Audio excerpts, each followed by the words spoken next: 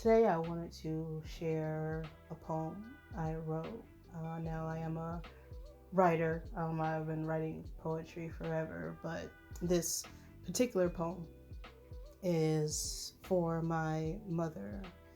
It is a reflection of my life and my childhood, and my mother actually passed December 2nd, 2023. And of course, that brought up a bunch of family issues, things of my childhood, and a lot of time to reflect and review the last 3 decades of my life, because there's, the only person you come in this world with really is your mom. Sorry, Dad. But uh, if if anything, your mother is the foundation, right? We all started off in the womb as female, that X chromosome, and femininity is life. It produces, it gives, but my childhood wasn't very loving. It wasn't giving, and I suffered abandonment issues and codependencies, and a lot of the time I ended up uh, in the streets, or staying with my grandmother, because my mother chose to focus more on material things. She became a workaholic, eventually developed a gambling addiction, and got very sick. So I got to understand why I went through what I went through, because if you don't know what love is not, you don't know what it is. If you don't know hot, you don't know cold. You can't go left without right, as that is duality. Every light has a dark, etc., etc. So I wanted to share this poem, and it may help someone else out there. And I'll share other things I write. And again, the title of this poem is Emo Kid. So I'll just go ahead and get started.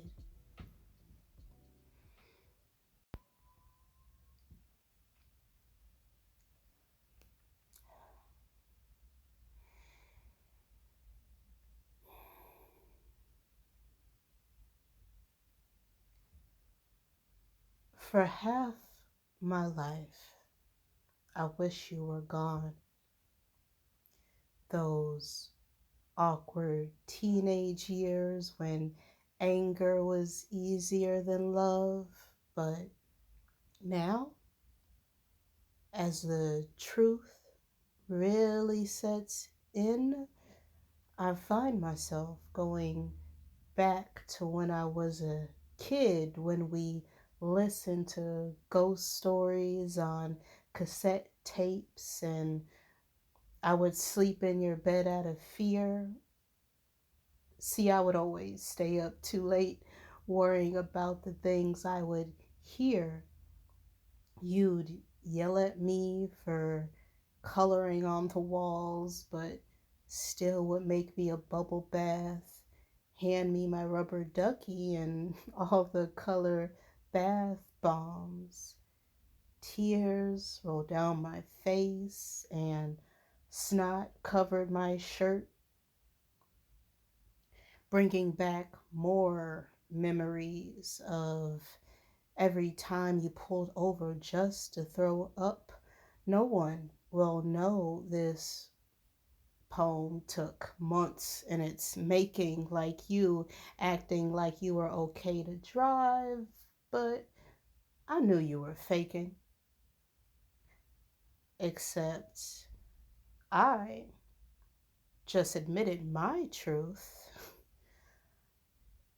Oh well, that's the trouble with pain. No one knows unless you tell. The suffering and silence mantra that was passed down to you helped me understand that sickness starts way before it enters the physical. Stop crying.